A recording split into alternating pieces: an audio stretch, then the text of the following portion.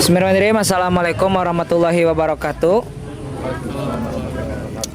Halo teman-teman semuanya, alhamdulillah pada sore kali ini kita diberi kesempatan untuk podcast bersama pengusaha muda yang menggeluti bidang yang mungkin jarang sekali kita temui ya, yaitu peternak bebek atau peternak bebek petelur. Nah, mungkin sebelum kita lanjut ke dalam isi podcast kali ini, mungkin dari pemateri atau dari narasumber bisa memperkenalkan terlebih dahulu dari nama, umur, dan sekolah dari mana. Baik, terima kasih atas waktu dan kesempatannya. Nama saya Hasbi Amrullah. Saya berumur masih belasan tahun dan saya berasal dari Kampung Cimanggu, Desa Cilangtonggok, Kecamatan Cibadak, Sukabumi. Mungkin cukup untuk perkenalan saya pada kesempatan ini. Nah, teman-teman, Kak Hasbi ini adalah salah satu pengusaha muda yang umurnya itu masih belasan tahun, kisaran 19 sampai 18 tahun. Dia menggeluti usaha di bidang peternakan bebek. Nah, mungkin untuk mempersingkat waktu, Kak Hasbi, akrab dipanggil apa Kak Hasbi? Biasa dipanggil Ebot. Oh, dipanggil Ebot ya. Mungkin kita panggil Kang Ebot aja ya, biar suasana podcast kali ini lebih berjalan dengan santai gitu ya. Mungkin ada beberapa hal yang ingin kami pertanyakan tentang bisnis bebek petelur ini gitu. Dari beberapa pertanyaan yang mungkin kami utarakan, mungkin Kak Ebot bisa dijawab satu persatu ya. Dari yang pertama itu mungkin kakaknya ini bisa menjelaskan produknya itu apa aja selain dari bebek dan selain telur asin yang didistribusikan itu ada apa aja sih Kak gitu. Produk yang kita jalani saat ini mungkin hanya telur mentah dan juga telur bebek yang siap untuk dikonsumsi. Mungkin hanya untuk sementara mungkin hanya 2 produk itu saja. Baik, mungkin kan sebagai yang sebelum saya mengadakan podcast ini saya udah mengadakan searching terlebih dahulu. Kan setiap bebek itu memiliki umur ya Kak. Terus si umur bebek yang udah hampir tidak bertelur lagi itu didistribusikan kemana gitu? Untuk bebek yang sudah tidak bertelur, yang biasa kita sebut namanya afkir. Nah, bebek itu adalah bebek yang sudah tidak produktif untuk bertelur lagi. Kisaran umur di 10 sampai 12 bulan. Kurang lebih 1 tahun lah baru tidak produktif untuk bertelur. Baik. Lalu barang udah kita keluarkan, mungkin kita membahas harga dari produksi bebek telur ini, telur mentah dan telur asin. Mungkin bisa diberikan harga jualnya Kak? Nah, untuk harga jual produk kita, untuk telur bebek yang mentah atau telur bebek yang belum kita olah kembali, itu kisaran harga dari 2.000 sampai 2.500 tergantung pasar dan juga ukuran dari si telur bebek itu sendiri. Dan untuk telur asin itu kita mulai jual di harga 3.500 sampai 4.500 karena proses pembuatan telur asin ini beda ukuran, beda memakan waktu untuk menyajikannya lebih maksimal. Mungkin pertanyaan-pertanyaan selanjutnya akan dituliskan oleh rekan-rekan dari kelompok saya sendiri. Mungkin sekarang membahas tentang place, tempat distribusi ataupun bagaimana sih cara promosi dari perusahaan atau tempat yang kakak perjualbelikan. Baik, kan tadi masalah tentang harga ya, cukup menarik juga itu. Harganya ada 2 perbedaan antara yang belum ini sama ini. Kan tadi tentang masalah harga, nah terkait sekarang tentang promosi. Jadi bagaimana cara mempromosikan si barang ini supaya ke distributor yang bertepatan. Nah, untuk proses penjualan atau distribusi dari produk kami, pada awalnya kita hanya mempunyai satu produk, yaitu produk telur bebek yang belum diproduksi kembali. Nah, pada awalnya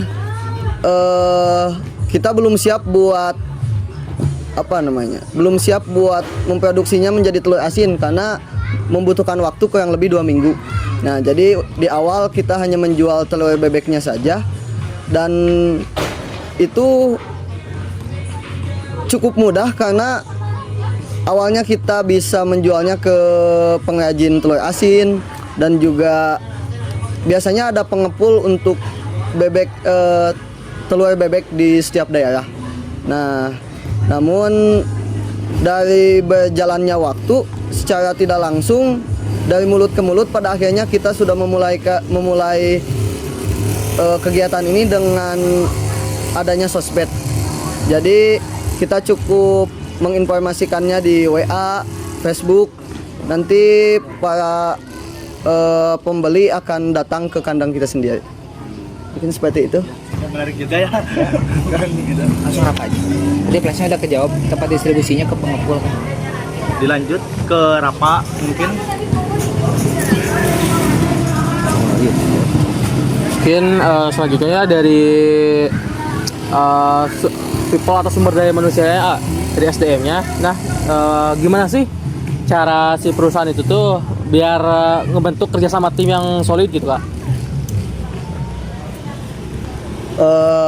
Menurut saya, bebek petelur ini adalah salah satu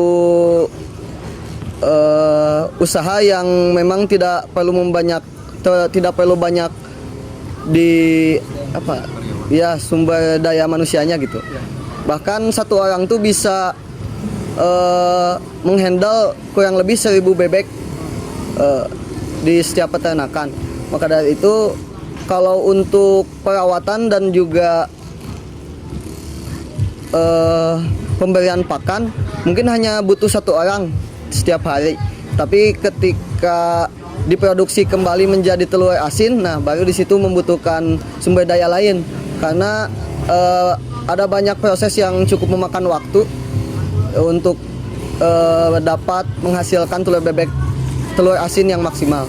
Tuh. Jadi untuk saat ini saya hanya menjalankannya dengan 3 orang, yaitu dengan kakak saya dan juga paman saya sendiri. Oh my god! Wow! Mungkin selanjutnya pertanyaan tentang mengenai proses produksi, Kang. Mungkin bisa dijelaskan bagaimana sih produksi telur asin tersebut dari awal sampai bisa siap jual ke konsumen gitu, Kak? Baik, di peternakan kami, karena kita memulainya dari awal, itu prosesnya lumayan panjang. Pertama dari datangnya bebek ke kandang itu kurang lebih 2 minggu baru bisa bertelur. Nah, setelah itu ketika berjalan sudah 2 minggu, populasi bertelurnya semakin banyak. Dari situ kita mulai menjual telur yang belum diproduksi menjadi telur asin. Jadi yang telur bebek yang biasa aja. Nah, setelah itu kita bisa mengumpulkan dana yang cukup untuk kesediaan pakan, karena untuk memulai dijadikan telur asin itu ada minimalnya 10 hari baru siap saji, karena proses perendamannya yang lama. Jadi untuk maju ke tahap produksi telur asin itu harus ada kesediaan pakan yang cukup lah, dan lain-lainnya. Setelah itu ketika sudah berjalan, baru kita mulai mengumpulkan telur yang siap buat dijadikan telur asin. Di situ kita mulai produksi telur asin kurang lebih 1 hari bisa nyampe 50 butir setiap harinya. Nah, untuk produksi telur asin ini kita membersihkannya terlebih dahulu, terus mengamplas kulit telur itu dengan amplas yang ukurannya halus. Setelah itu kita merendamnya dengan garam dan abu bakar kayu. Nah, direndamnya itu untuk telur yang berukuran kecil kurang lebih 10 hari, yang berukuran besar itu kurang lebih 12 hari. Setelah itu direbus hingga matang kurang lebih 30 menit. Baru kita kasih cap produk telur asin kita. Setelah itu baru siap untuk didistribusikan. Mungkin seperti itu. Mungkin untuk pertanyaan selanjutnya dan terakhir mungkin ya. Gimana sih Kang Ebot ini meyakinkan kepada konsumen bahwa telur asin yang Kang Ebot produksi ini higienis dan aman untuk dikonsumsi? Nah, untuk meyakinkan pembeli agar membeli telur asin kita sering menjelaskan kepada setiap pembeli kandungan dari telur bebek atau telur asin yang kita olah, dan kami mengkhususkan seleksi dari setiap telur bebek mulai dari kebersihan dan juga kematangannya. Nah, biasanya banyak di luar sana yang memproduksi telur asin namun tidak mengutamakan kebersihan dari telur itu sendiri. Nah, kita mengutamakan kebersihannya mulai dari cangkangnya yang tidak ada kotoran dan juga proses pembuatannya yang tidak menggunakan air yang sudah dipakai. Nah, setelah itu di setiap pembeli kita biasanya memberikan tester untuk mencoba hasil dari produk kita. Mungkin seperti itu.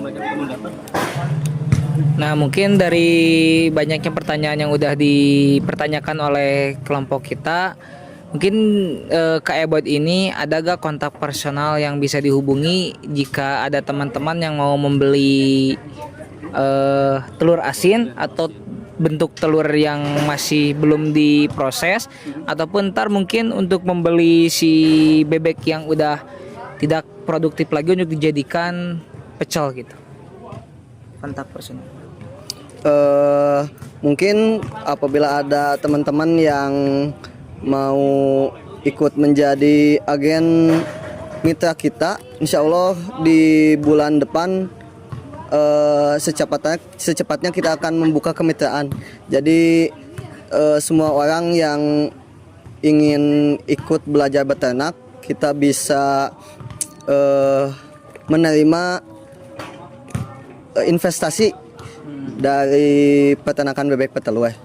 Nah, dan teman-teman yang butuh telur asin dan juga mungkin butuh telur bebek yang belum dijadikan telur asin untuk bahan-bahan kue, mungkin bisa langsung datang ke peternakan saya pribadi di Kampung Cimanggu RT 2 RW 6 Desa Cilang Tonggo, Cibadak, Sukabumi, atau bisa langsung ke WA ke kontak saya untuk bertanya-tanya. Nomornya di 0888 0842 9977. Wah, teman-teman, sore ini kita mendapatkan ilmu yang cukup banyak ya. Soalnya bagi kita semua itu suatu hal yang mungkin sangat asing gitu ya. Mungkin jarang juga kita temui di masyarakat kita yang menggeluti bidang ini, khususnya bagi anak muda ya. Mungkin itu suatu hal yang sangat jarang gitu, yang mungkin karena Kak Ebot ini sedari kecilnya sudah memiliki minat dalam memelihara hewan-hewannya Kak Ebot ya. Mulai dari sebelumnya bebek juga pernah ya, merawat sapi juga pernah. Terus sekarang ingin lanjut ke tahap selanjutnya, itu ke dalam peternakan bebek petelur gitu, yang mungkin itu masih sangat gemilang gitu. Soalnya kan masih jarang gitu orang yang mau terjun di bidang ini. Nah, mungkin Kak Ebot mungkin cukup sekian ya podcast pada sore ini. Sebelumnya terima kasih dan mohon maaf telah mengganggu waktunya. Lillahi fisabilillah fasabiqul khairat akhirul kalam. Wassalamualaikum warahmatullahi wabarakatuh. Waalaikumsalam warahmatullahi wabarakatuh.